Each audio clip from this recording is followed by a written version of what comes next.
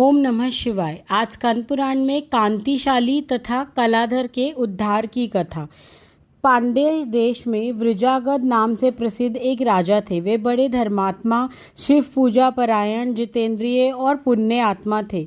राजा वृजागद शत्रुओं को जीतकर समूची पृथ्वी पर शासन करते थे। एक दिन वे शिकार खेलने निकले और अरुणाचल तक के दुर्गम वन में गए। वहां उन्होंने एक कस्तूरी मृग को देखा।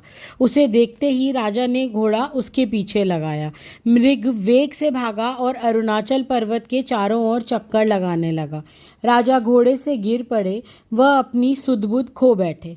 तत्पश्चात उन्होंने सोचा, मेरी शक्ति का हास्य कहाँ से हो गया? वह मृग मुझे इस पर्वत पर छोड़कर कहाँ चला गया? राजा इस प्रकार चिंता से व्याकुल हो ही रहे थे कि उसी समय आकाश से विद्युत पुंज व्यापत सा दिखाई दिया।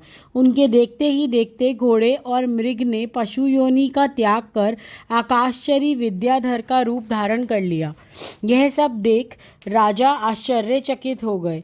वे दोनों राजा से बोले, आपको मालूम होना चाहिए, हम दोनों भगवान अरुणाचेश्वर के प्रभाव से इस उत्तम दशा को प्राप्त हुए हैं।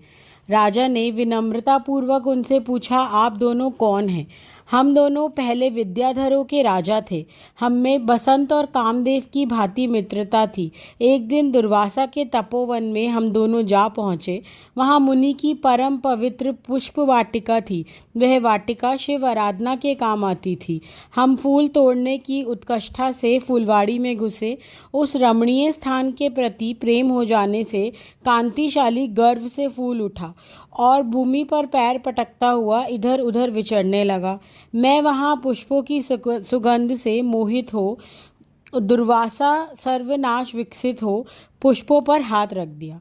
अब मेरे इस अपराध के कारण दुर्वासा मुनि गुस्से से जल उठे। वह हमारे समीप आकर फटकारते हुए बोले, तुम लोगों ने सदाचार का उल्लंघन किया है। अहंकार में भरकर मेरे इस पवित्र तपोवन में विचर रहे हो। मेरा उद्यान प्राणियों का पोषण करने वाला है। इसे अपने चरणों के प्रहार से तुमने दूषित कर दिया है।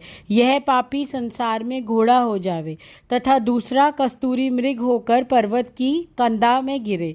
इस प्रकार दुर्वासा मुनि का श्राप प्राप्त होने पर हम दोनों मुनि की शरण में गए। उनकी चरणों की वंदना कर हमें दीन व दुखी देखकर मुनि के हृदय में दया का संचार हो आया और शीतल स्वभाव होकर बोले, तुम दोनों कभी भी अब ऐसा बर्ताव ना करना। अरुणाचल की परिक्रमा करने से तुम्हारे इस श्राप का निवारण होगा। अरुणाचल साक्षात भगवान शिव के स्वरूप हैं।